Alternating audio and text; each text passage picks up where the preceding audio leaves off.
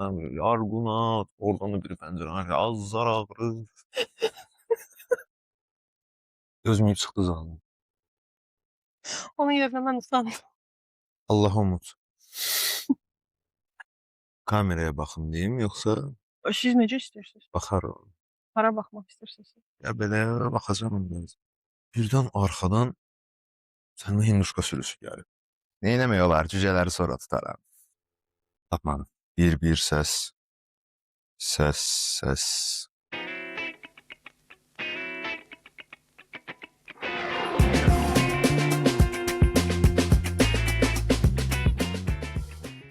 Salam dəyərli izləyicilər, Sənət Günəşi podkastının yeni bölümündə xoş gəlmisiniz.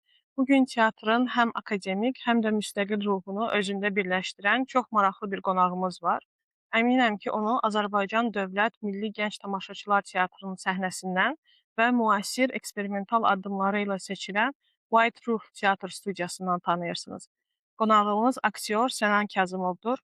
Sənan bəy, xoş gəlmisiniz. Xoş gördük Şəms xanım. Dəvətimi qəbul edib gəldiyiniz üçün təşəkkür edirəm. Mən təşəkkür edirəm ki, dəvət elədiniz bu cür gözəl bir verilişə, podkastda.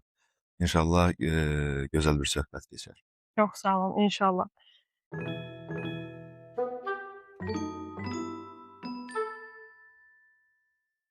Gəlin elə ən maraqlı nöqtədən başlayaq. Həm Dövlət Teatrının akademik səhnəsində, həm də müstəqil teatr studiyasında çıxış etmiş biri olaraq bu iki fərqli mühit arasında aktyorluq baxımından necə bir fərq var?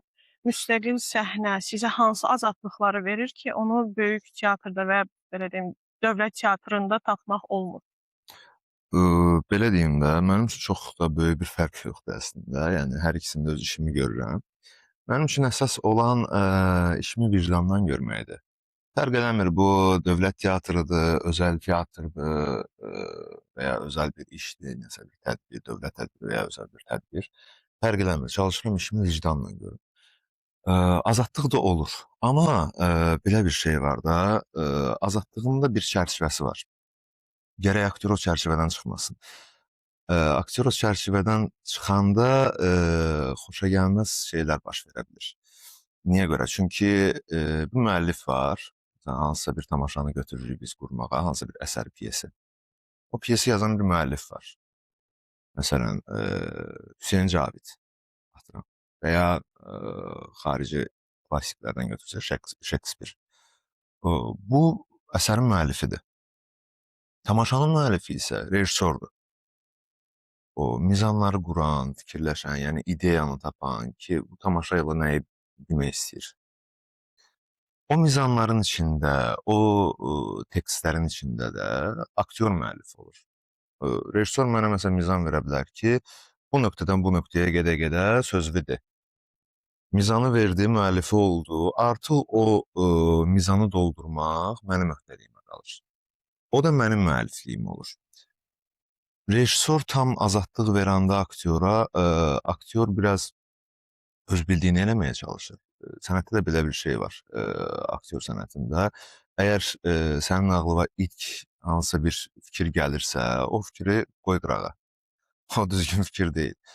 İkinci, üçüncü, dördüncü fikirlər daha düzgün olur.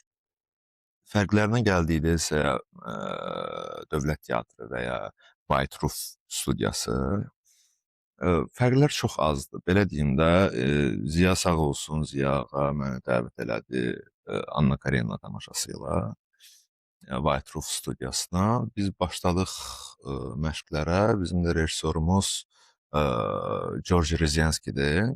Onun buradakı yerli rejissorlardan fərqi onda idi ki, məsələn, Rizenski azadlıq verir. Necə azadlıq verir? O texniki mizan göstərir. Prosta nə bilim, ikinci kulisdən çıxırsan, bir dənə qabağa gəlirsən. Qalan neynirəmsə, mənim özümlüydür. O mənim xoşuma gəlmişdi ki, mənim aktyor kimi beynimi yormağa, daha çox fikirləşməyə bir şərait yaratmışdı. Bizdə məsələn dövlət teatrlarında rejissorların əksəriyyəti mizanı, rolu lor dildə desək, çeynəyirlər, aktyorlar verirlər ki, götür bunu çeynə ud. Yəni çeynəməyə də ehtiyac yoxdur. Sadəcə ud. Yəni çox rahat olur. Yəni nəsə fikirləşməyə, eləməyə çox da bir şeyin qalmır. Hə, o biraz çərçivəyə salmış ola bilər aktyoru. Bəzi aktyorlar var ki, e, məsuliyyətsiz aktyorlar deyirik biz bunlara da. Onlar güvənirlər rejissora. Rejissor deyəcək, eləyəcəm də. Hı hı. Texniki. Bu olmaz. Bu qəti şəkildə olmaz. Avtomatik istər-istəməz tamaşaçı zaten hiss eləyir onu. Ki, texnika eləyən aktyorla doğrudan da canlı qoyan aktyorun arasında fərqi çox fikirləşir. Tamaşaçı da nə başa düşəcək, nə biləcək ki? Bizim tamaşaçımız ələxüsus Azərbaycan tamaşaçısı çox qəddardır. Çox qəddardır. Yəni sən fərqi yoxdur ya teatr, kino, fərqi yoxdur. Sən 2 saatlıq tamaşada canlı qoya bilərsən, amma bir səhnədə nəsə bir yüngül büdrəsən, bir orada texnik bir problem olsa, nəsə bir şey yaşansa, tamaşaçı ən çox onu yadda saxlayacaq. Nəinki o biriləri. Mən Anna Kareninaya qədər 6-7 dəfə Edirnev sarayında çıxış eləmişdim tədbirlərdən. Ki ondan sonra tamaşa ilə çıxanda mənim ilk səhnəmdə kulisdən çıxdım səhnəyə, daxil oldum səhnəyə. Bir dənə belə göz ucu ilə baxdım zala ki, zalın ucu bucağı görsənmirdi və tamaşaçıdan gələn enerji bir dənə belə silkələdi məni, o enerji. Ondan sonra dedim ki, yox, sənə toparlanmaq lazımdır, toparlanan bir şey eləmək lazımdır. Hə, onun enerjisi tamam başqadır. Mən çox xoşuma gəldi o enerji. Elə obrazlarınıza bir şey qatmaq və yaxud da ki, sadəcə dediyiniz kimi hazırı oynamaq yox da, bir baş sındırmaqdan söhbət açılmışkən belə bir sual verim. Müasir incəsənətdə sizcə forma, yəni vizual şou, texnologiya və fərqli təqdimatlar, yoxsa məzmun, yəni dərin məna və hisslər daha öndə olmalıdır? Biz hal-hazırda müasir, belə deyim, Azərbaycan səhnəsində təbii ki, teatr və sənət filmləri nəzərdə tutulur. Biz hansı tərəfə doğru gedirik? Biz biz elə qalmışıq ortada. Bilmirik vizuala gedək, yoxsa o hisslərə zada qapıla qalaq orada. Amma mənim özümə görə hisslər qalmaq şərti ilə vizuala gedilməlidir. Yəni effektlər falan. Çünki dünya müasirləşir, bizim ölkəmizdə müasirləşir. İnsanlar müasirləşirlər. Yəni texnologiya dövrüdür. Mən indiki müasir tamaşaçını zəif dekorla, dekorum azdır. Boş səhnə ilə çox da allada bilmirəm. Yəni sırf aktyor oyunu ilə onu tamaşada saxlamaq biraz, yəni zalda saxlamaq biraz çətin məsələdir. Və indi Instagram var, TikTok var, yəni sosial şəbəkələrə girir insanlar. Orada xarici teatrların qurduqları tamaşaları görürlər. Onlara o daha maraqlı gəlir. Bizim özümüzə də, yəni mən qabağıma çıxır məsələn, Yaponiyada, Amerikada, Avropanın bəzi ölkələrində baxıram ki, artıq hansı səviyyəyə gəlib çatıb onların teatrları. Filmlə teatr qarışdırıblar bir-birinə. Yəni bir sintez əmələ gətiriblər. Çox maraqlıdır. Hə, baxırsan ki, bəzilərini hə aktyor oyunu gedib işin dalıyca. Aktyor sadəcə vizual lazımdır ki, dursun burada. O da olmamalıdır mənə görə. Yəni teatr canlı sənətdir və ora gələn tamaşaçı ona görə gəlir ki, filmə baxırsan, film çox gözəldir. Məsələn, televizorda və ya kinoteatrda gedirsən, amma ekrandan baxırsan, monitordan baxırsan, sənin aktyorun arasında bir şüşə var, bir monitor var. Bu canlı deyil. O hissləri kameraya nə qədər də yaxşı ötürürsə ötürsün, o kamera onu biraz udur, yeyir bəzi yerlərdə. Amma səhnə belədir ki, birbaşa kontaktdasan. Tamaşaçı aktyorla, aktyor da tamaşaçı ilə. Ona görə də orada hissləri arxa plana atmaq düzgün deyil. İkisini vəhdət altına salmaq lazımdır. Yəni vizuallıq və aktyor oyunu, hisslər bu vəhdət halına keçməlidir. Vəhdət alınmırsa, onun heç birinin önəmi yoxdur. Şeylər yavaş-yavaş başlayır bizdə proyektorla, başqa şeylərlə, amma inkişaf elətdirmək lazımdır. Çünki mən bəzi festivallarda olanda qonşu ölkələri, məsələn Gürcüstanın bir tamaşasına baxmışdım. Uşaq tamaşasıdır. Uşaq tamaşasıdır, amma nədir? Bir tamaşa idi, hardasa 8 yoxsa 9 personaj var idi pyesin özündə. Amma oynayan aktyorlar 3 nəfər idi. Qalanlar animasiya. Hı hı. Bildiyimiz animasiya. Burada biz oturub söhbət eləyirik. Böyle stoldur. Tam budur da, yəni dekorasiya budur. Animasiyanı göstərir mənə. Animasiya gəlir burada danışa-danışa biz bunun söhbət eləyirik. Qalxır bunun üstünə, buradan tullanır, gəlir bunun üstündə oturur, düşür stuldan, təzədən qalxır. Bunu elə çotki eləmişlər ki, elə Hı hı. xırdalıqla düzəltmişdilər ki, baxıram ki, yəni özə əsər çox zəif əsər idi. Amma o animasiya ilə o qədər maraqlı eləmişdi ki, yəni mən böyük adam, mənə bu maraqlı gəlirsə, gör Bəli, uşaqlar üçün bu nə deməkdir. bəli. Yəni belə vizual şeylər var ki, hə bunlar olmalıdır. Teatra bunlar texnologiya gəlməlidir, inkişaf eləməlidir teatr. Teatrda bəzən böyük rejissorların aktyorun mənliyini, eqosunu tapdalayaraq ondan nəticə aldığı deyilir. Əgər tanınmış bir rejissor səhnədə, məşqdə sizə qarşı psixoloji təzyiq göstərsə, sənət naminə buna dözərsiniz, yoxsa rolu yerindəcə elə atıb gedərsiniz? Əgər o rejissorun məni ilə konkret bir prinsipi yoxdursa, durduğu yerə nəsə elə bir şey eləsə, mən bilirəm ki, o niyəsə görə bunu eləyir. Ola bilər ki, hər hansısa bir səhnəni oynaya bilmərəm. Yəni məşq prosesində alınmır bu məndə.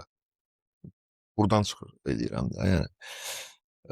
Alınmır bu məndə və rejissor başlayır siz dediyiniz kimi elə şeylər eləməyə. Yəni mən başa düşürəm, hə, qəzəb gələ bilər mənə, əsəbləşərəm, deyinə də bilərəm, nə şey ola bilər.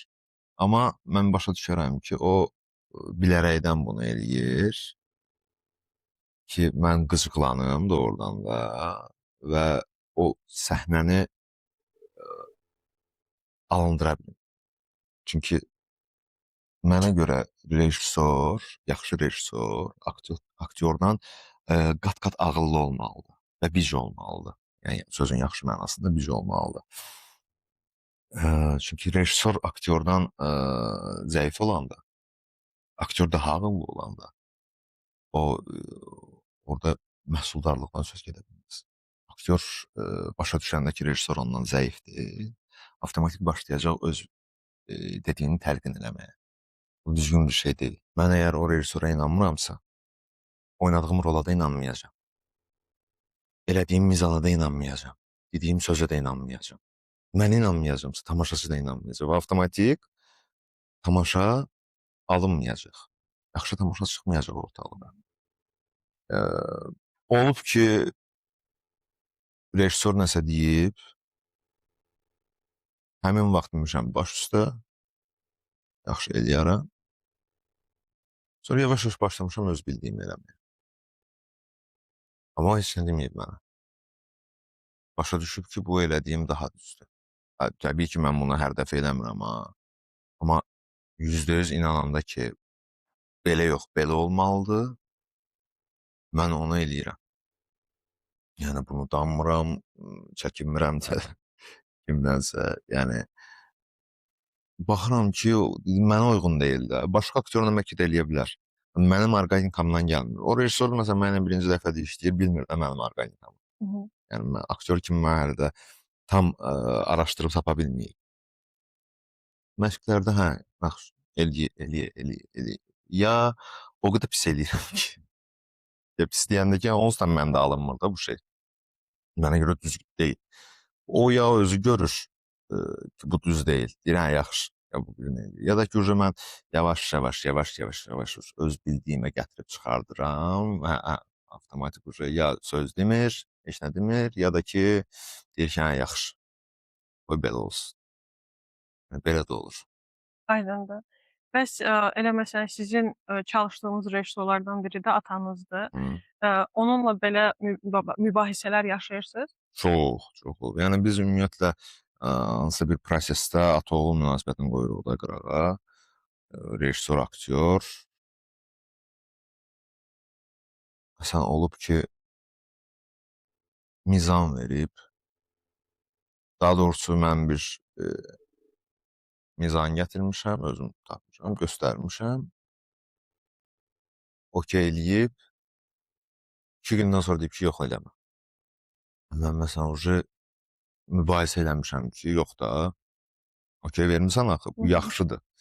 Ə, sən bunu başqa səbəbə görə çıxartmaq istəyirsən, mən də onu istəmirəm. Hə, olur, yəni atam da olsa, rejissor fərqi yox deyə, atam və ya digər rejissorlar fərq eləmir. Əgər görürəmsə ki, bu yanlışdır, yəni özlüyümdə bilirəmsə ki, mən dediyim düzdür, mən axıra kimi gedirəm. Hı hı. Axıra kimi gedirəm və istədiyimdə alıram. Və inandırıram. Daha doğrusu inandırıb rejissoru başa salıram ki, hə, bu belə deyil, belədir. Öz mizanımdan gedir söhbət. Mən onun hansısa bir mizanına və ya şeyinə qarışa bilmərəm, Hı hı. qarışmaram da heç vaxt. Yəni sırf öz tərəfimə, özüm cavabdeh olduğum hissələrdən gedir söhbət ki, mənə görə bu belə olmalıdır. Mən bunu araşdırmışam, mən beynimi yormuşam, mən rolun xarakteristikasını, bunun digər obrazlara münasibətini, digər obrazların buna münasibətini hamısını araşdırmışam. Və mən görürəm ki, bu belə düzgün deyil. Susub oturmaq bu düzgün bir şey deyil. Yəni onda hansı sənətdən danışmaq olar, hansı iş prosesindən Hı hı. danışmaq olar? Yəni əgər mən danışmıramsa, susuramsa, nə deyirlərsə yaxşı başa düşdü eləyərəm.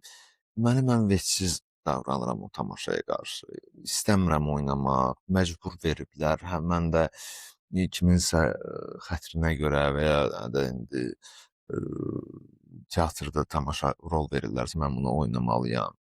Hə biraz həvəssiz ola bilər, amma yenə də pis tamaşa da olsa və ya istəmədiyim bir tamaşa da olsa, onunla çalışıram ki, yaxşı eləyim ki, yenə də mənim adımdır. Hı hı. Tamaşaçı gəlib baxanda o bilmir, səndən bu rolu istəyib, istəməyib, tamaşanı istəyib, istəməyib, belə deyək də, istəksizcə gəlib məşqlərə gedib. Yəni bunu bilmir tamaşaçı. Ona görə də yəni ən pis işdə belə, ən zəif tamaşada, rolda belə çalışıram ki, nəsə eləyim ki, yenə də mənim adımdır. Bəli. Yəni bunu da qoruyub saxlamaq lazımdır. Ona görə bizim işin də bu çətin tərəfləri var da, yəni istəmədiyin tamaşada belə yaxşı görsənməlisən. Bəli. Məcbursan buna. Çünki 10 dənə dalbadal yaxşı tamaşada, yaxşı rollarda çıxış eləyib, yaxşı performans göstərmiş ola bilərsən, amma 11-cidə pis oynasan, o 10 gedir hamısı Doğru. işin dalıcı. Haqlısınız. Bir də belə bir, tərəfi var ki, mənim açıqcası başıma çox gəlib. Tamaşaya getmişəm, tamaşa bərbad, Hı -hı. açığı. Yəni, pyesin özü də heç maraqlı deyil və yaxud da ki, rejissorluq, digər aktyorlar. Amma bir aktyor olub ki, o mənim o qədər xoşuma gəlib ki, o bütün tamaşanı mən yenə də xoş düşüncə ilə tərk eləmişəm ki, Hı. yaxşı o, aktyorun, belə deyim, xətrinə onu izləmək belə mənə kifayət elədi ki, budur və yaxud da ki, ola bilər də ki, sizi ilk dəfə elə o tamaşada bəlkə görəcək və sonra sizin hətta bəlkə öncə yaxşı işlərinizi görməyib, sizi ilk dəfə orada görür və sizi pis xatırlayır. Sonrakılərə də artıq ön yarğılı Hı. yaxınlaşır ki, hə, bu əslində elə də yaxşı deyildi. Bu rolda yaxşıdır, bəlkə də sadəcə şansı gətirib, belə deyim. Doğrudur, tamamilə haqlısınız. Və, belə də bir maraqlı bir sual ağlıma gəldi ki, yaxşı rejissorlarla çalışmaq, yaxşı aktyorlarla çalışmaq təbii ki, böyük bir şansdır sizin sahədə. Bəs tutaq ki, deyək ki, təsəvvür edin zaman maşınınız var və siz Hı teatr -hı. tarixinin istənilən dövrünə gedib istənilən rejissor və ya aktyorla eyni səhnəni bölüşə bilərsiniz. Kiminlə və hansı əsərdə olmaq istərdiniz? Əslində rejissor aktyordan qabaq teatr demək istəyərdim. Məsələn, mən Qlobus teatrında istəyərdim tamaşa oynamaq. Şekspirin dövründə və hansı əsərdə Macbethdə oynamaq istəyərdim. Elə Şekspirin öz əsərlərində. Hamletdə oynamaq istəyərdim. Yəni mənim bu dəqiqə arzum Macbeth. Macbeth Hansı oynamaqdır. rolda? Macbeth. Macbeth. Macbethin özünü, Hı yəni hı.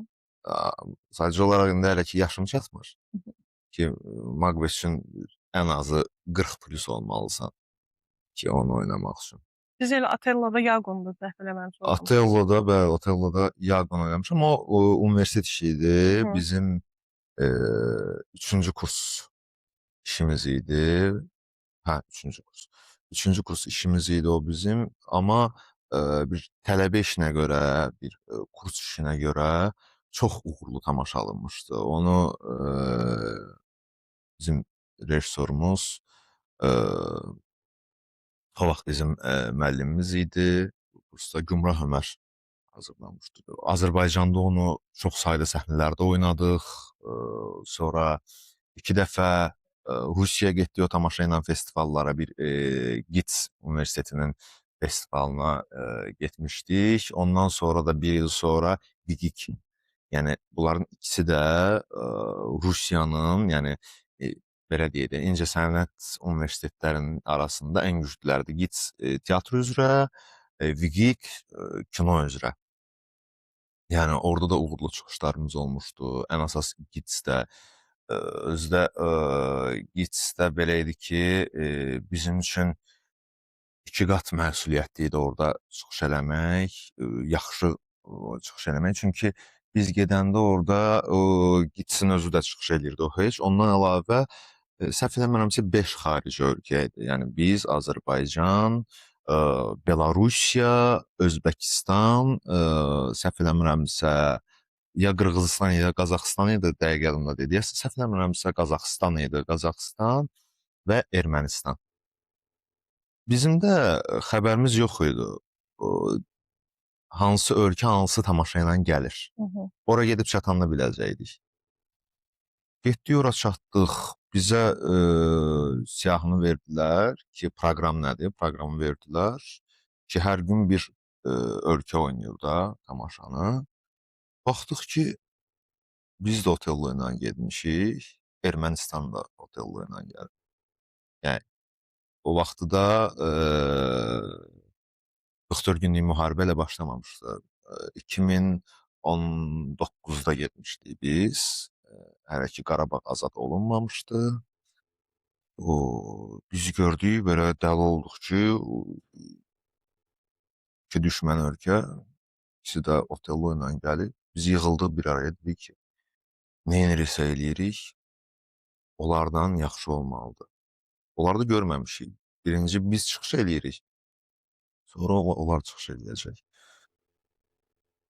O qədər prinsipə düşdük ki, o qədər bizə güc gəldi ki, bu artıq bir kurs işindən, bir tələbə işindən, hansısa festival tamaşasından çıxıb Hı hı.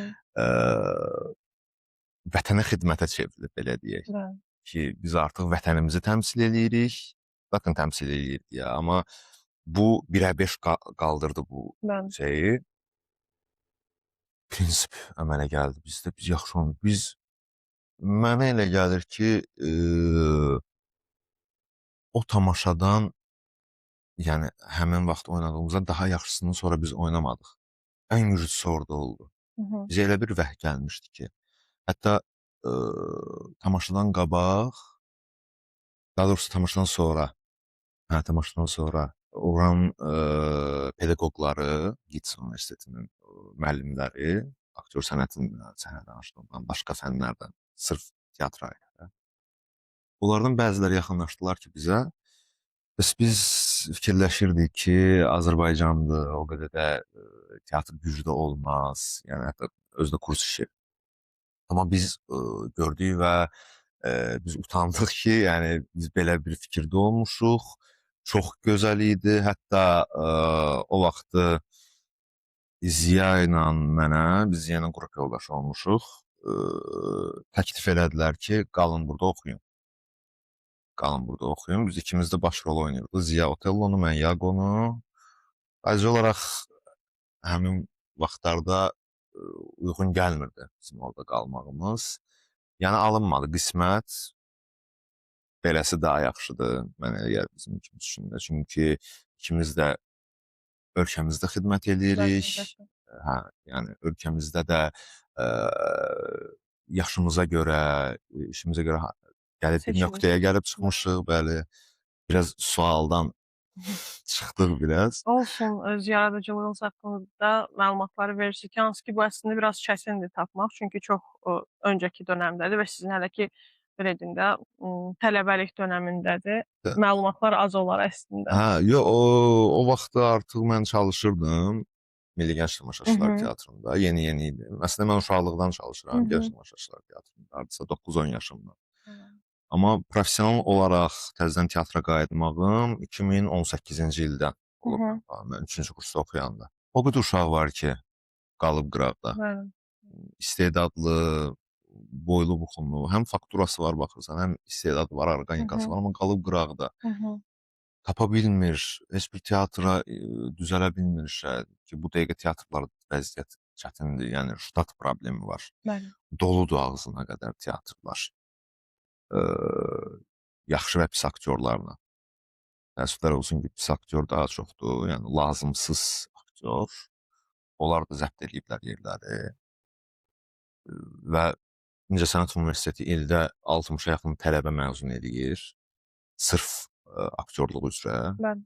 60 tələbədən 5-i hansısa teatra düzələndə o universitet üçün bayramdır. Hı hı. Belə olmamalıdır. Hı hı. Bizdə hələ ki o teatra sponsor olmaq Hı hı. belə deyək də düşüncəsi yaranmayıb. Yəni gedirlər, hə, TikTokerə sponsor olurlar, hansısa blogerə sponsor olurlar, bayağı şeylərə sponsor olurlar. Bizdə ümumiyyətlə nəinki teatra, keyfiyyətli işə sponsor olmaq anlayışı yaranmayıb. Bəli. Bizimkilər bütün işlərdə belə deyə, keyfiyyətdən çox kəmiyyətə qaçırlar. Başa sala bilmirsən ki, ay qardaş, ay müəllim, biri var 2 milyon adamın qabağına çıxırsan. Ondan sonra heç 2 nəfər də geri dönüş eləmir.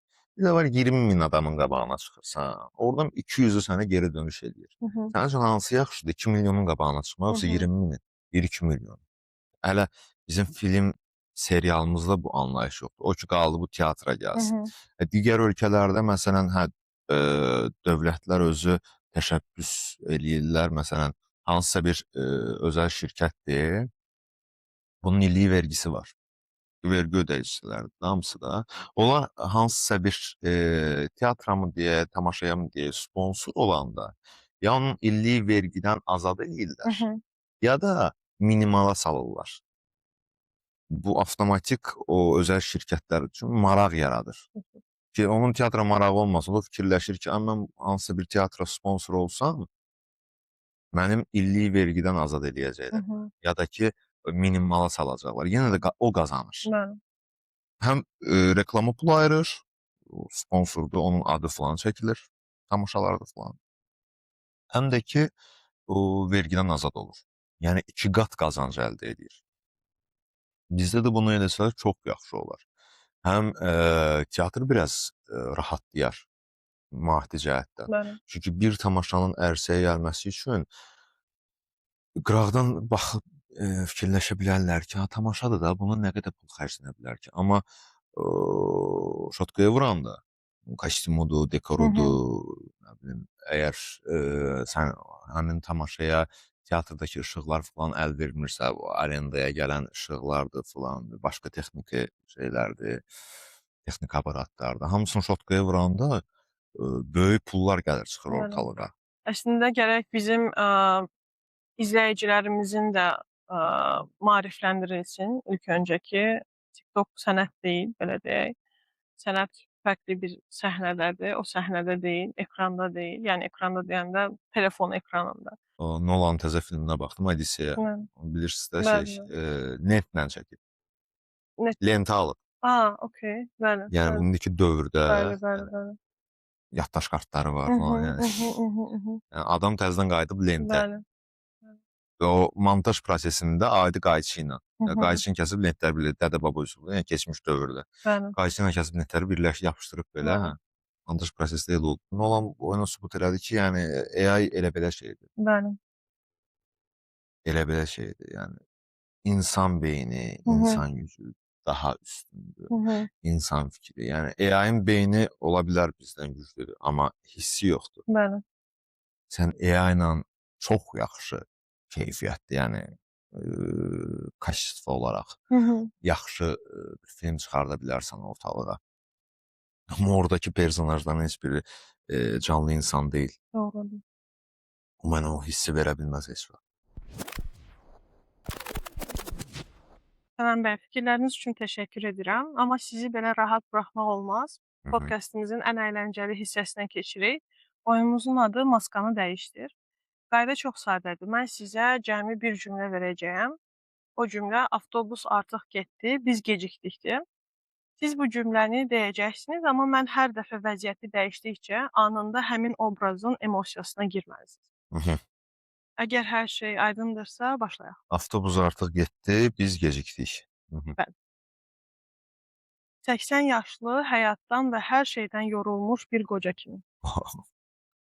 Aha, yaxşı. 80 yaşında qoca, hər şeydən yorulmuş bir kişi. Ey, avtobus getdi. Biz isə gecikdik. İkinci vəziyyət Şekspir faciəsinin baş qəhrəmanı kimi aşırı dramatik və pafoslu. Aha. Avtobus artıq getdi. Biz isə gecikdik. Nə etmək olar? Bu ki qədərin qəzasıdır. Amma gərək biz vaxtında tərpənib avtobusa minəydik. Ey, Romeo, nə üçün sən Romeosan? Əgər sən Romeo olmasaydın, biz avtobusa minə bilərdik. Okey, əla. İmprovizasiya əla idi. Üçüncü vəziyyət dedektiv filmdəki gizli agent kimi fısıltı ilə ətrafa baxaraq və təşvişlə. Avtobus getdi. Aa, deməli, biz gecikdik. Eybi yox. Eybi yox, mən o avtobusu taparam. Baxa görək, avtobusun təkərlərinin izləri hara gedir? Əla. Özümdən artıra bilərəm. Əlbəttə ki. Dördüncü vəziyyət uşaq tamaşasındakı hiyləgər tülkü kimi. İyi. Avtobus getdi. Biz isə gecikdik. Nə etmək olar? Cücələri sonra tutaram.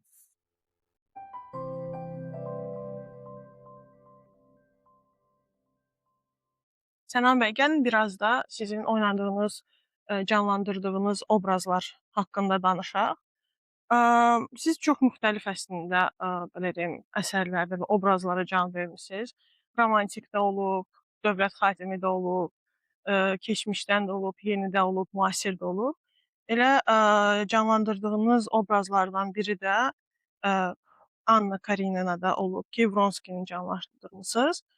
Klassik əsərləri, müasir teatr səhnəsinə gətirərkən rejissorlar və aktyorlar bəzən obrazlara yeni müasir ruh verirlər. Sizin Vronskiniz 19-cu əsrin klassik zadəgan zabitidir, yoxsa müasir insanın da özündən bir pay tapa biləcəyi universal bir xarakterdir? Məncə Vronski hər dövrdə Vronskilər olub, olacaq. Yəni Vronskini hansısa bir dövrə uyğunlaşdırmağa ehtiyac yoxdur. Vronski kimi insanlar o dövrdə də olub, indiki dövrdə də var. Yəni ona görə də mən Vronskini canlandıranda mənə o qədər də çətin gəlmədi. Yəni sırf dövrə uyğunlaşdırmaq. Bəli, burada mən bir dənə uyğunlaşdırma elədim onun süvari zabit olmağına ki, avtomatik yeriş dəyişir, jestlər dəyişir, danışıq dəyişir, o duruş, qamət, özünü aparmaq, cəmiyyət arasında özünü ifadə, yəni bunlar. Amma sırf Vronskinin xarakterinə gələndə, yəni Vronskinin elədiyi şeylərə gələndə, o indi də var. Hı hı. Yəni ona görə bu hər ikisinin sintesidir. Həm o dövr, həm bu dövr. Yəni o dövrdə də olub, bu dövrdə də olub. Problemi yoxdur. Mən sırf Vronskinin yerişinə falan fikir vermişəm. Hətta bir dəfə Anar Mikhailov opera baletin rəqqasların, solistlərindən biridir. O xoreoqraf oydu Anna Kareninada. O bir dəfə məşqlərin birində rəqsləri öyrədirdi, eləyirdi. Onu salamlayıram Anar bəyi. Çox kömək elədi o mənə, bəzi texniki şeyləri öyrətdi. Mən baxdım ki, mən rəqslər eləyəndə trüklər var da bizdə də yüngül formada, yəni balet artisti kimi trüklər eləyə bilməsəydi, amma aktyorların da tamaşalarda bacardığı qədər eləyə bildiyi şeylər var. Məsələn, adi bir şey, hansısa bir tərəf müqabilidir, aktrisa, qaldırmaq, qucağa alıb qaldırmaq falan. Hamısı texnikası var. Sırf fiziki güclə bunu eləyirdim. Və nə qədər də güclü olursan ol, o bir ağırlıq insanı incidən şeydir. O məsələn, bəzi şeyləri mənə texniki tərəfini öyrətdim. Baxdım ki, bu çox yaxşıdır da. O bir kəlmə qayıtdı ki, istər-istəməz balet artistidir deyə o duruşa, hərəkətə zada daha çox fikir verir. Qayıtdı ki, sən ayaqlarını çox aralayıb gəzirsən də, mizanlarda falan. Onsuz da boyun çox da uzun deyil. Yəni ayaqları aralayanda istərsiniz biraz da yığılır da boyda. Yəni biraz yıxsan ayaqları bu daha uzun olarsan, daha uzun görsənərsən. Deyirəm bəli, çox düz deyirsiniz. Amma başqa tərəf var ki, bu adam süvari zabitidir. Süvari zabitidir, avtomatik bu at üstə gəzir. Demək olar ki, bunun günü atda keçir. Atda gəzən insanların da o qədər ayaq, o at oturanda belinə enli ayaqları aralı qalır da. Yəni o atdan düşəndən sonra da normal yerişdə falan o qədər ayaq aralı qalır ki, atın üstündə. O normal yeriyəndə belə ayaqlarını birləşdirə bilmir. Çünki ayaq öyrəşib avtomatik aralı qalmağa. Yəni və nəzərə alsaq ki, bunlar uşaqlıqdan öyrədiblər at belində olmaq eləməyə. Yəni sırf mən onu götürmüşəm. Qaldı belə ki, mən heç onu fikirləşməmişdim də. Yəni mən sırf texniki tərəfini dedim sənə. Sən amma obrazın, yəni obrazdan çıxış eləyərək mənə qayıdıb deyirsən ki, belə olmalıdır. Yəni mən bunu belə götürmüşəm. Daha düppədüzdür. Yəni vizuallığın başını bıraq. Yəni sən belədirsə, düppədüzdür də. Yəni. Ona görə yəni mən oynadığım obrazlarda ona da fikir verirəm. Dövrünə, zamanəsinə, bunun vəzifəsinə, nə vəzifədə çalışıb. Məsələn, mən Tuzda Gənc Tamaşaçılar Teatrının, Milli Gənc Tamaşaçılar Teatrında bizim Figaronun toyu tamaşası var. Mən orada Figaronu oynayıram. Amma onun dövrü, onun zamanəsi o belə deyək də, İspan tipaki İspan sarayından yazıb Bamarşe.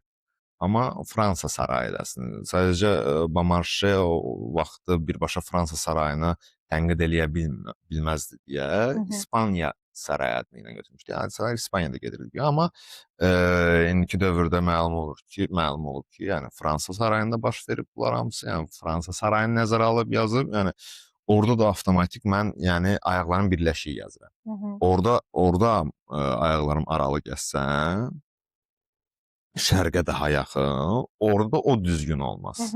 Çünki Fransa sarayı o dövrdə daha incəlik tələb edir. Çünki purjva dövrü idi.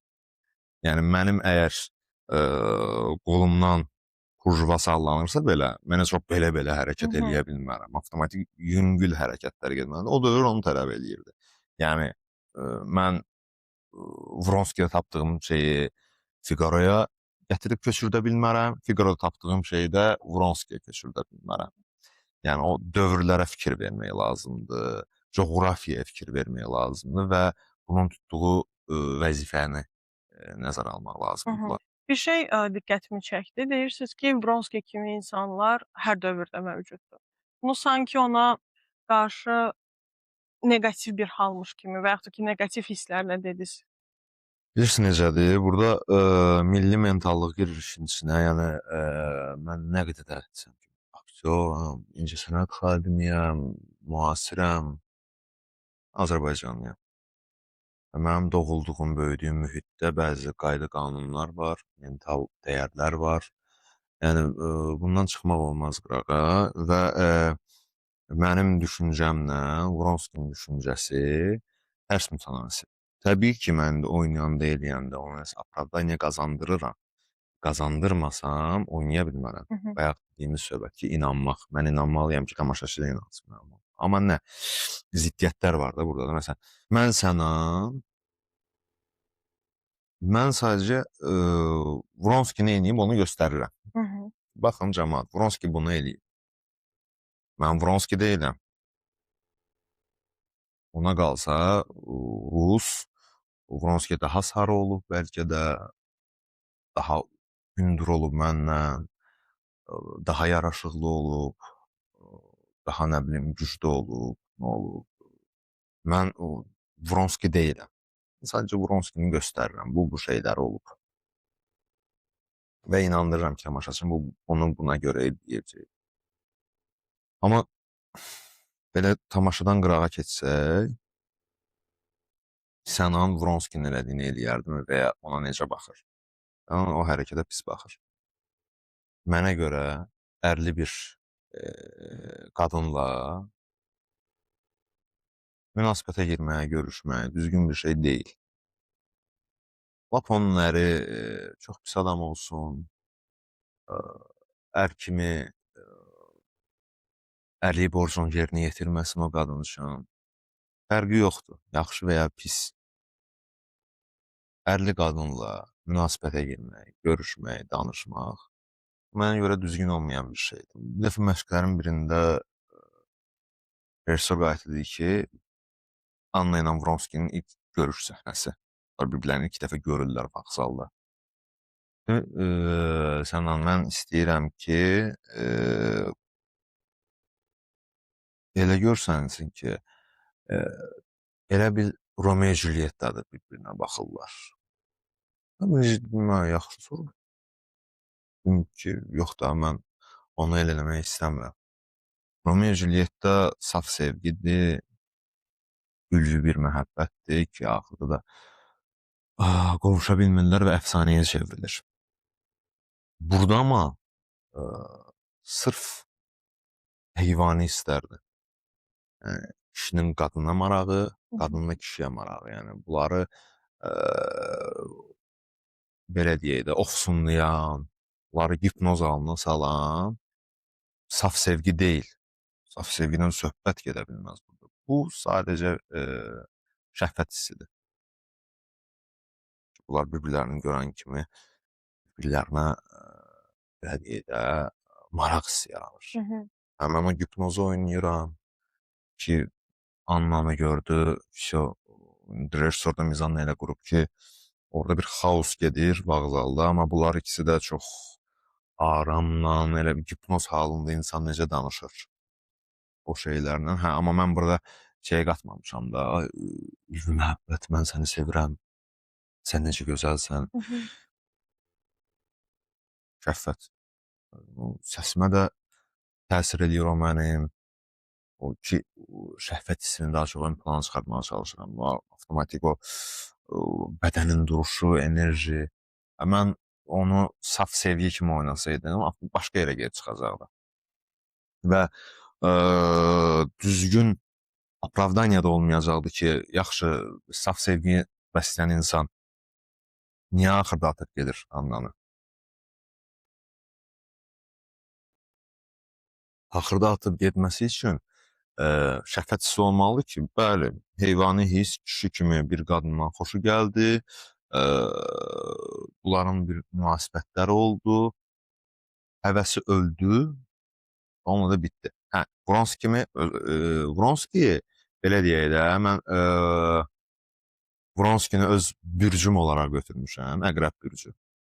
Əqrəb bürclərinin qəribə bir xasiyyəti var, əqrəb heç vaxt asanda qaçmır. Həmişə çətin nə varsa ona meyil edir, o ona maraqlı gəlir. Ki, çətinliklə getsin, çıxsın o yola. Qarşısına çox, yəni, biraz manyakdır o tərəfdən. Vronskini, Annanı ona maraqlı eləyən cəhətlərdən biri də onun Kareninin yoldaşı olmağıdır. Ki, bir var subay bir qızı yoldan çıxardırsan, öz yaşıdır və ya səndən yaşlı balaca. Bir də var ki, artıq səndən yaşda böyük, ailəsi, övladı olan bir qadını və əri gör hansı vəzifədədir? Vronski hətta Kareninlə vəzifə olaraq aşağıdır. Nə olsun o da nə deyirlər ona? Zadəgan. Za Alican. Niyəsə Alican. Zadəgandır. Amma Karendən aşağı səviyyədədir. Və zadəganlığa da bu onun atası, anası əyri yollar da gəlib çıxıblar. Yəni Annanı ona maraqlı eləyən o tərəf də var ki, hə, qoy bunu yoldan çıxardım. Görüm bunu yoldan çıxarda bilirəm Hı yoxsa yox. hı. İstəyinə nail olur. Hı hı. Artıq o əl çatandan sonra ona, əl olunca avtomatik gözündən düşür, bezir. O da istəyinə nail oldu.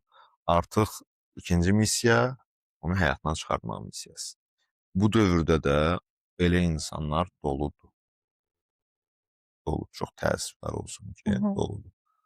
Yəni şahid olduğum çox hadisələr olub və mənə çox pis təsir eləyib. Ki baxmışam ki, hə, elə Anna Kareninadakı hadisələr oxşuyur. Mən. Eləsi olub Karenin kimi çox yaxşı insan olub, aldadılan adam və ya doğrudan çox pis adam olub. Amma mənim üçün heç birinin fərqi olmuyor. Hı hı. Aldadan tərəf həmişə səhvdir mənə görə. Deyirlər, səhvi digər tərəfdə də axtarmaq lazımdır. Okey, axtarmaq lazımdır. O münbit şərait yaratmasa baş verə bilməz. Amma nə olur olsun, xəyanət bağışlanılmaz bir şeydir. Ailəli bir qadına meyil salmaq, onunla münasibətə girmək və ya bunu fikirləşmək belə mənə görə düzgün bir şey deyil və olmamalı belə bir şey. Ona görə yəni Vronski ilə mənim aramdakı o bir dənə odur ki, böyük ziddiyyət var arada. Hı hı. Hı hı. Siz, Vronski haqqında dediklərinizdə tamamilə haqlısınız. Mən də eyni düşüncədəyəm. Sadəcə Karenini o qədər, belə deyim, bu qurban roluna qoya bilmirəm. Niyə? Çünki, hələ mühit yaratmaqdan əlavə o, elə məsələn sizdə White Roof-da da çox gözəl səhnələşdirilib onun Kareninə qarşı, münasibəti ki, göydən bir xidmətçi görünüşündə, belə deyim də, geyimində stol enir. Yəni evdəki ki, bu da bu arada Karenin tipli insanlar da günümüzdə çoxdur. Yoldaşımdırsa artıq mənimdir, artıq evdədir, artıq qulluqçudur. Mənə tək istəyi, öhdəliyi mənə qulluq eləməkdir. Əlbəttə ki, belə bir kişini aldatmalıdır qadın demirəm, sözsüz, amma o da bir qurban deyil deyə düşünürəm. Yox, mən heç kim orada süddən çıxmır, ağ qaşıq deyil. Orada bütün personajların səhvləri var, demək olar ki. Amma nisbət götürəndə mən deyirəm ki, Karenin bunlara nisbətdə Hı hı. daha şeydir. Həm əşya kimi baxdı, yaxşı. Sonrası nə oldu? Vronski də heyvan kimi baxdı. Mən, Heyvan münasibəti bəslədi. mən. Yəni o at səhnəsi Hı elə hı. belə deyil də. Mən.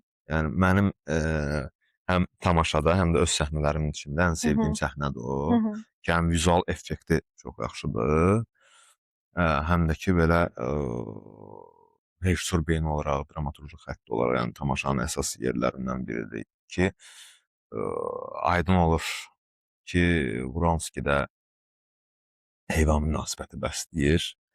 Yəni atımsan. Atıma hansı münasibət bəsləyirəmsə, sənə də eyni münasibət bəsləyir. Hı hı. Yəni at kimi çapır onu, axırda da ölümünə səbəb olur. Mən. Yəni Annanın ölümünə əsas bayiskar Vronskidir. Mən. Onda yaşadığı məyusluq hissi. Mən. Buna görə də əslində yenə deyirəm, təbii ki, Annanın etdiklərini bəraət qazandırmaq məqsədi ilə demirəm, amma məncə burda ən yazıq Anna olub. Çünki görmədiyi şeyi başqasında axtarır, amma o ona daha da pisini yaşadır və artıq bu alçalmışlığı da özü ilə də axı bacara bilmir ki, xəyanətkar bir qadındır. Əri ona yaxşı davranmır, sevdiyi adam ona yaxşı davranmır və dəyərsizlik hissi yaşayır. Anna da egoizmdir. Hı hı. Egoizmdir çünki belə deyək də, bunların Vronskidən uşaqları olur. O uşaq ölür. Bəli. Ölümünün də səbəbi sevgisizlikdir. Hı hı.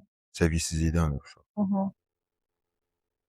Məlumdur ki, yəni bir dənə bizə bəhs eləyir ki, Annanın necə egoist biri olduğunu. Yəni Vronski ilə qaçanda oğlunu atıb getməyi Bəli. egoizmdir. Sən öz xoşbəxtliyinə görə, sən öz sevgivə görə Doğru. övladını atıb gedirsən. Hı hı. Yəni O cəhətdən sözsüz elə. hı, ya, ya bu qədər şeydən sonra ölüm qaçınılmazdır. Hı hı. Hı hı. Bunun bir cəzası olmalıdır. O da cəzalanır. Bəli. Ülvi bir cəza. Hə, yəni o Allah tərəfindən belə deyək, cəzalanır. Doğru. Çox haqlısınız.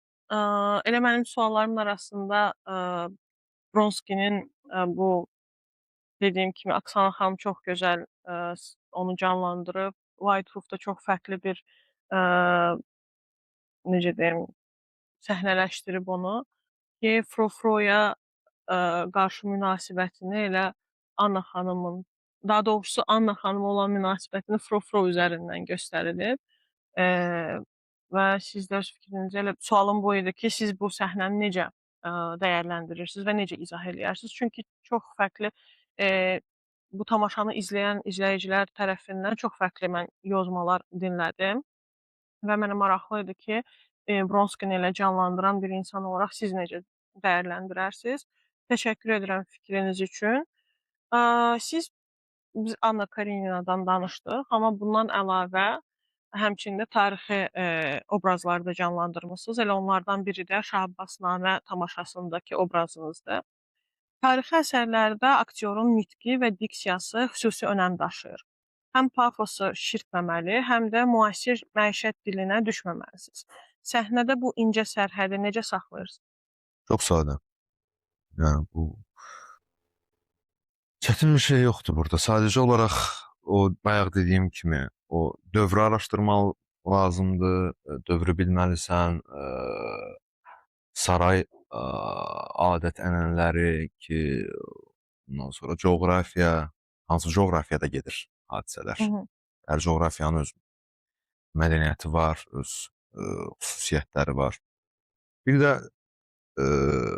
dramaturqun dili. Hər dramaturqun öz dili var. Shakespeare ayrıdır, Hüseyn Cavid ayrıdır. Müasirlərdən götürsək, İlqar Fəhmi ayrıdır ki, əsərin də Bəli. müəllifi İlqar Fəhmidir. Mənə görə İlqar müəllimin ən gözəl əsərlərindən biridir Şahnamə. Yəni burada çətin bir şey yoxdur. Sadəcə olaraq o dövrü biləndən sonra mən orada oynayıram Şah Abbası. Şah Abbasın orada belədir ki, 4 fərqli Dörd. vaxtıdır Bəli. ki, yeniyetməliyi, şətrənc bölümü 4 hissəyə bölünür də əsər. Şətrənc, qan qoxusu, zindan, bir də vəliəhd. Şətrənc yeniyetməlik dövrüdür ki, axırda taxtac Şah Abbasa qalır və o taxtac uğrunda ilk qanlarını tökür. Ən doğmalarının, bunun yanında ən yaxın olan adamların. O sırf keçid dövrüdür. Yəni bunun uşaqlıqdan bir hökmdara, qan tökən bir hökmdara çevrilişi. Ki, Şah Abbas nə qədər də yaxşı hökmdar olubsa olsun, çoxlu sayda qan töküb saray içində. Hissənin əvvəlində mən şahzadəni oynayıram, Hı hı. blokun əvvəlində. Hı hı. Uca ortadan bu tərəfə hökmdardır. Axırlarına yaxın daha doğrusu. Hökmdardır. Bunun arasında artıq bir fərq var. Hı hı. Sən oynadığın rolu dərk eləyəndən sonra, başa düşəndən sonra ki, sən nə oynayırsan. Eee, bunun missiyası nədir? Riyaziyyatdır da hər bir şey. A nöqtəsindən B nöqtəsinə kimi getməliyəm, bunu aparmalıyam. Hı hı. Onların hamısını biləndən sonra çox rahatdır. Nə avtomatik pafos çıxmayacaq. Pafos o vaxt çıxır ki, mən boğazdan yuxarı oynayıram, Hı hı. nə oynadığımın fərqində deyiləm.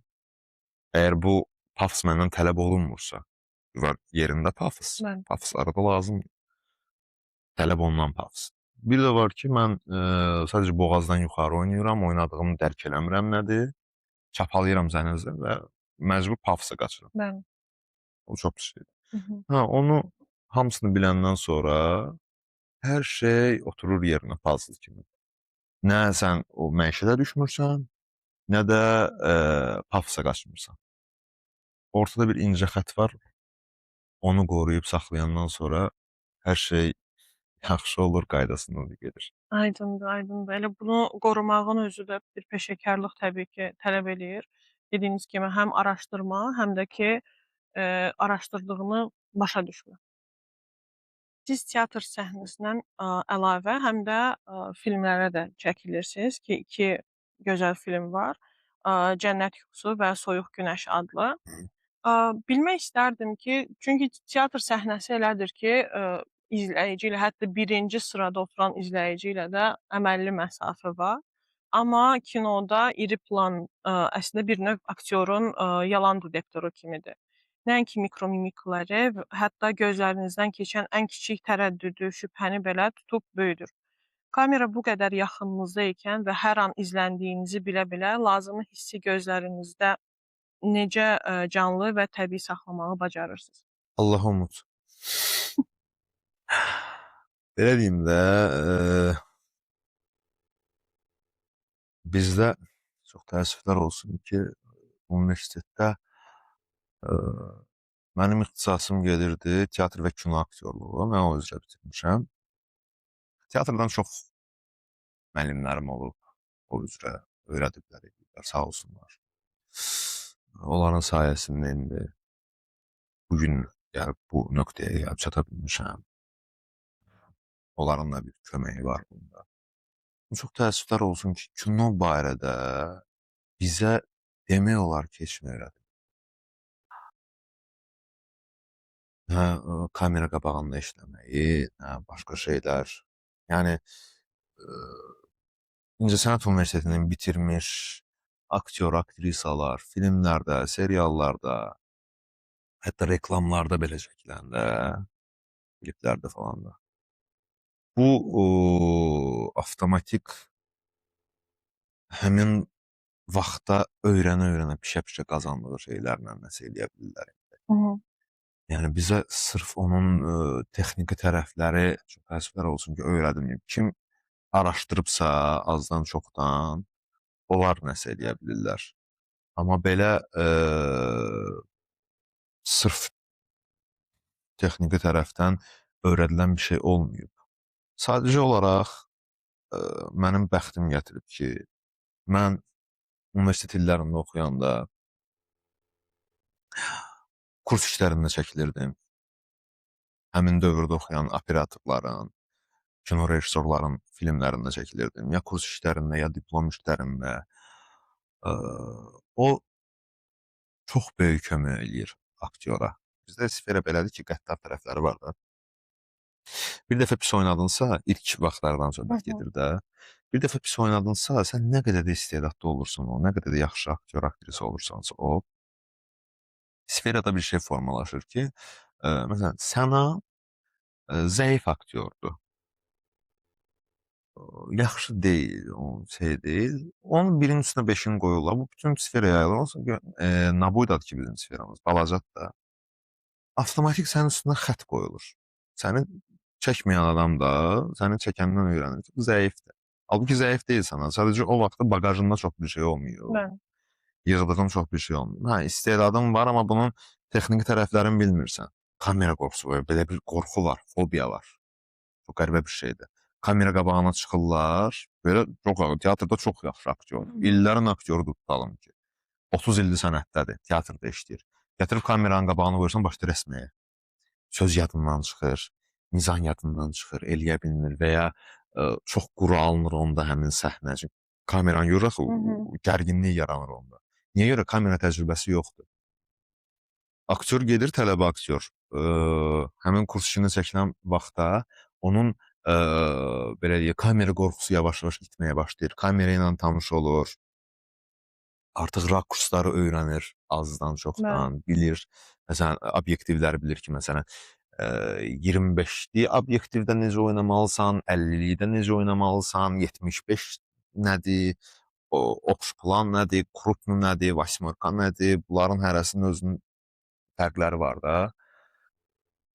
O həmin operator da, kino rejissor da aktyorla işləməyi öyrənir. Aktyorla necə Hı işləyirlər. hı. Bu iki tərəfli bir bazarlığa çevrilir. Bu çox gözəl bir şeydir. Bu olmalıdır. Hı hı. Ki təəssüflər olsun ki, buna da icazə verilmirdi mənim dövrümdə. İndi bilmirəm necədir vəziyyət. Yəni yenə də qoymurlarmı yoxsa indi biraz icazə varmı? Amma mən gizlin-gizlin gedib çəkilirdim. Gizlin-gizlin gedib çəkilirdim və görürdüm ki, bəli, bu mənə köməyi var. Hı Ona hı. da uje artıq universitetdə 3-cü kursda oxuyurdum, səhv eləmirəmsə, yoxsa 4-cü kursda oxuyurdum. 3-də deyəsən oxuyurdum. Soyuq günəşə çəkiləndə 3 idi deyəsən, hə. Artıq orada gördüm ki, hə, necə böyük bir köməyi var imiş ki, ilk iş olaraq tam metraj bir film və sənə baş rol veriblər. İlk işin sənin baş roldur və bu film də Ləzgi millət haqqında ilk çəkilmiş bədii film olacaq. Bunun özünün bir ağırlığı var, gətirdiyi həyəcan var ki, yaxşı alınmalıdır bu iş. Ssenarinin özü çox yaxşıdır. Rol ağır roldur, çətin roldur. 20 yaşım var idi mənim onda, gənc cavan bir uşaq. Birbaşa gəlib düşüb belə bir filmin Hı setinin hı. içinə. Hə, onlar olmasaydı, bəlkə də mən o filmdə o qədər yaxşı performans göstərə bilməzdim. Daha zəif anlardım Hı mən hı. də. Rahat, azad olmazdım, rahat olmazdım. Bəli. Özümü kompleksə sala bilərdim. Yəni, o tərəfləri var ki, şeyə də gələndə, sualın əsas yerinə gələndə də ki, o necə izlənir falan çox sadədir. Yəni, krupno planda sadəcə olaraq qızıl qayda var ki, nə qədər mimikadan çox istifadə eləsən, o qədər sənin əleyhinədir. Hı hı. Ki, biz ekranda bu boyda bir sifəti bu boyda görə bilərik. Və o boyda ekranda mimikaların zadın belə də oynamağı zadı o ucu çox pis görsənir. Bir Bəli. dəfə hətta çəkilişlərin birində bir aktyor dostum var, o ilə qıraqdan dayanıb baxırdıq. Başqa bir aktyorun səhnəsi çəkilirdi krupno planda və bu ə, əsəb əsəbi göstərməlidir, əsəbləşdiyini ki, qəzəbi oynamalıdır. O qədər mimikalardan istifadə elədi ki, belə qaş gedir, qaşlar düyünlənir, belə fırlanır, eləyir, buradan bütün dodaq zad əsir eləyir. Biz ikimiz də belə baxırıq ki, neynirsən də sən? Onun hardasa bir 30 illik təcrübəsi var idi. Bizim 2-3 illik belə deyim. Yəni biz artıq, yəni sadəcə olaraq gənclər daha rahatdılar kamera qarşısında. Nəinki orta yaş və yaşlı pokoleniya. O da niyə görədir? Onların dövründə o qədər də təzə müstəqilliyin qazanmış bir ölkə, aclıq dövrü, o vaxt filmlər çox çəkilməyib, eləməyib. Onların kamera təcrübəsi çox Bəli. azdır. Bizdə amma Allaha şükür seriallar çəkilir, filmlər falan.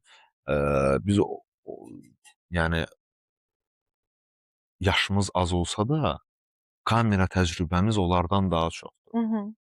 Yəni biz universitet illərində həm səhnə ilə tanış olmuşuq, həm kamera ilə. Bəli. Səhnə şişirtməyi sevir ki, arxadakı tamaşaçı da məni Hı görsün, hı. neynirəm.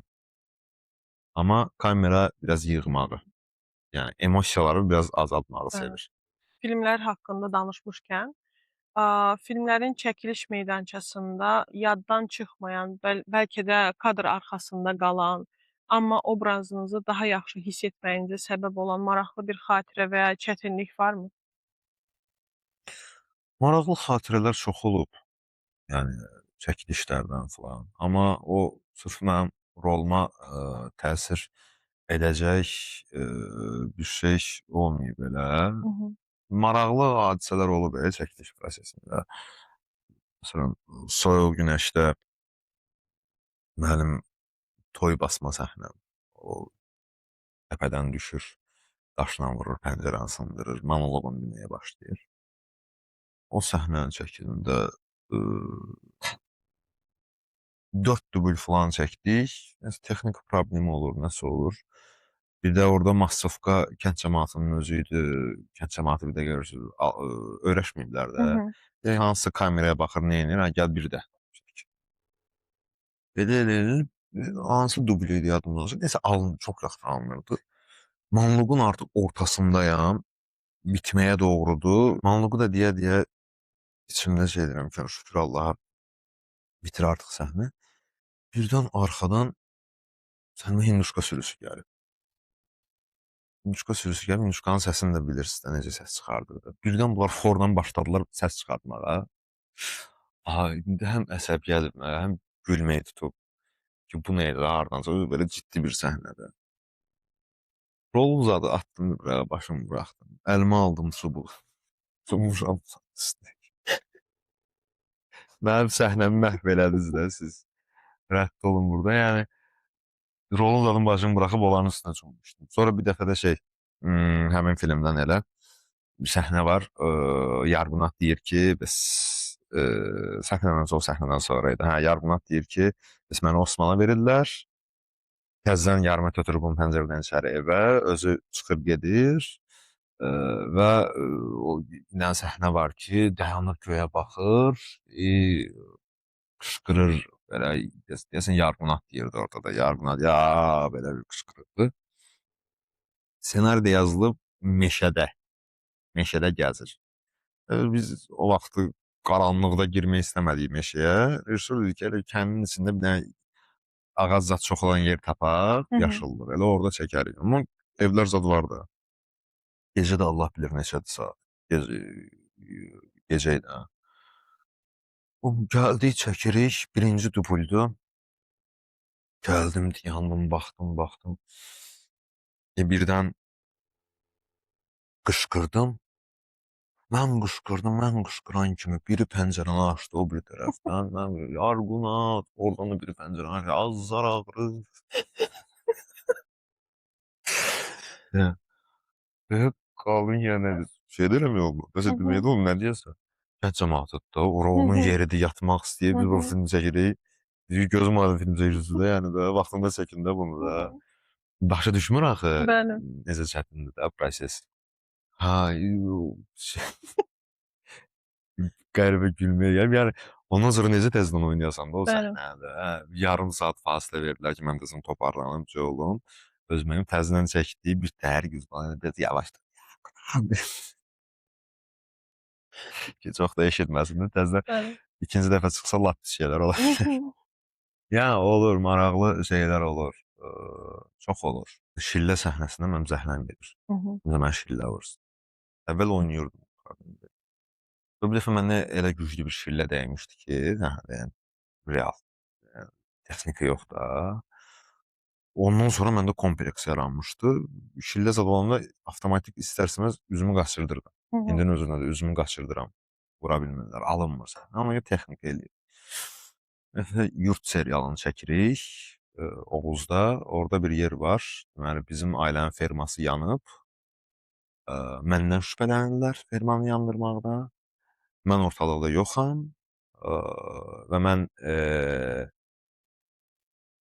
mənim oynadığım personaj əyri yolda olan bir adamdır. Feyli həyat yaşayan, içki, narkotik, belə-belə şeylər edən adamdır. Yəni ailə vecindən deyil. Elə bilirlər ki, mən yandırmışam. Mən də yoxam, ortalıqda etmişəm. Gəlib mənə axırda bir ofisiant qızın evində tapırlar. Qardaşım məni oyadır, onu da oynayırdı. Tural Baxış, böyük qardaşım oynayır. Qaldırır, mən də hələ Paxmel. Deyir ki, ferma yanıb, mən gülə-gülə şey eləyirəm ki, ay yanıb, yaxşı eləyib yanıb. Yaxşı olub sizə o yan bu yan. Deyirəm gülə-gülə eləyə-eləyə. Müzən belədir ki, bundan sonra mənə şillə vurmalıdır da. Birinci dubl elədim, mən qaçırdım. İkinci dubl elədim, mən qaçırdım. Rejissorumuz Ramin Nəbiyev. Ondan qabaq da biz Vəsiyyət serialını çəkmişdik bir il qabaq. Orada uca tutmuşdu ki, mən o serialdan başladı məndə şillə qaçırtmaq. Ki, uca serialın ortalarında mən üzümü qaçırdırdım. Hı hı. Kompleks yaranmışdı. Ha, dedi, Sənan, bilirəm sən xasiyyət filmsə qaçırdırsan da özünü də. Bugün səhnəmiz azdır. Demək olar bir dənə bunu çəkirik. Axşama kimi vaxtın var. Nə qədər istəyirsən üzvü Hı qaçır. hı. Dayanmadan çəkəcəm. Harda olar da. Yəni belə açıq verədim. Psixoloji təsir edir Hı də mənə. hı. Mən uje düşdüm prinsipə, beynimdə şey, qaçırmayacağım özümü. Yəni mən onu fikirləşəndə Ramin Turalı çəkib qırağa, deyib ki, var gücünlə vur, var gücündən vur. Qaçırtsa belə üzünü sənə, tutsun da Hı şillə. hı. Belə çatsın Hı vursun. Yəni hı. o qaçırdacaq deyə yüngül deyəcəkdi Hı ona hı. da. Tural deyib yaxşı. Tural deyib yaxşı. Motor verildi, oynadıq, elədik oyunu. Gəldi çıxış eləyə mən bütün çıxmışam boynumu çənəmi aldım ki, tərpətməyəcəm özümü. Mən tərpətmədim. Tural da elə bilir ki, mən qaçırdacam. Bütün gücü ilə necə vurdusa, necə burdan alt çənəmdən gəldi dəydi şey, şillə. Nədə gülməli ona? Yaxşı olub. Gəlin evə gedirik.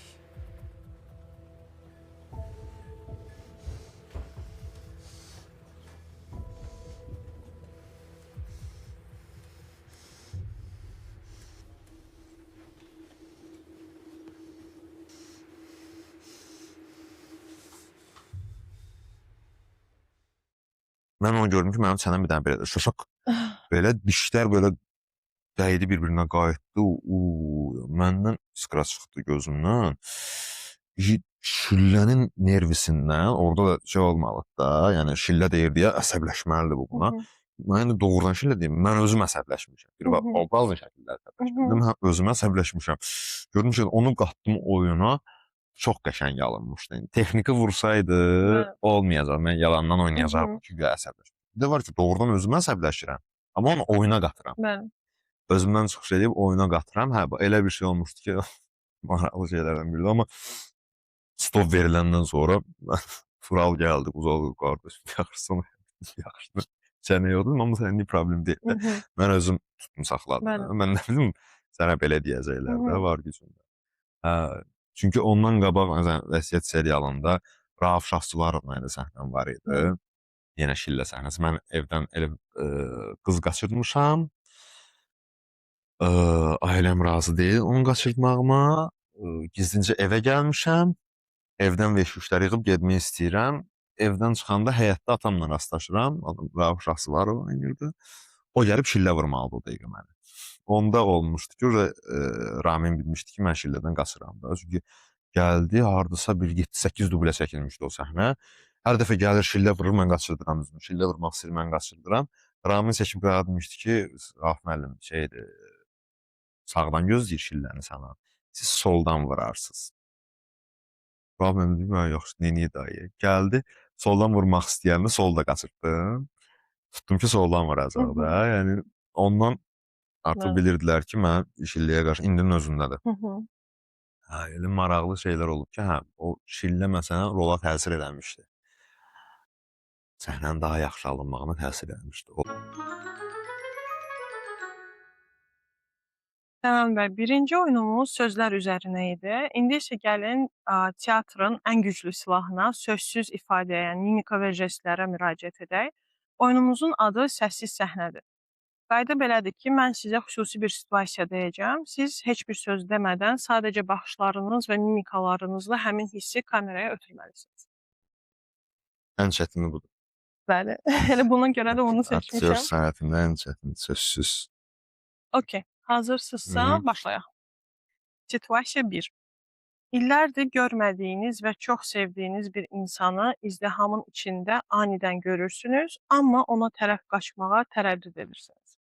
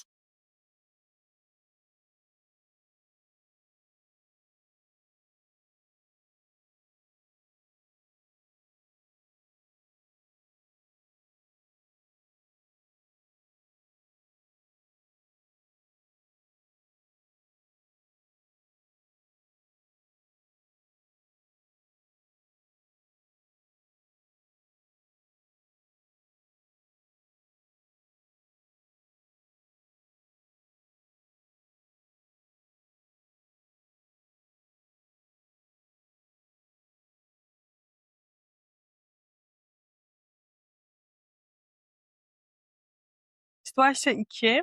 Zalda çox vacib bir çıxış edirsiniz, amma anidən növbəti cümləni və sözləri tamamilə unutmusunuz.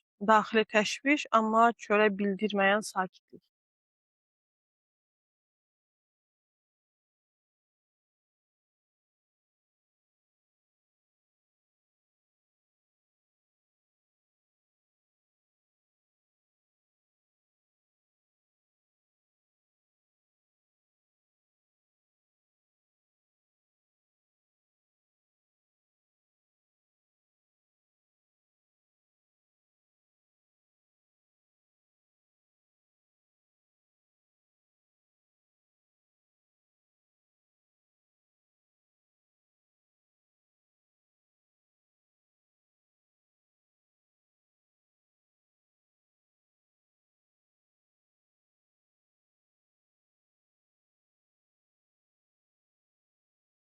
Tapmadım.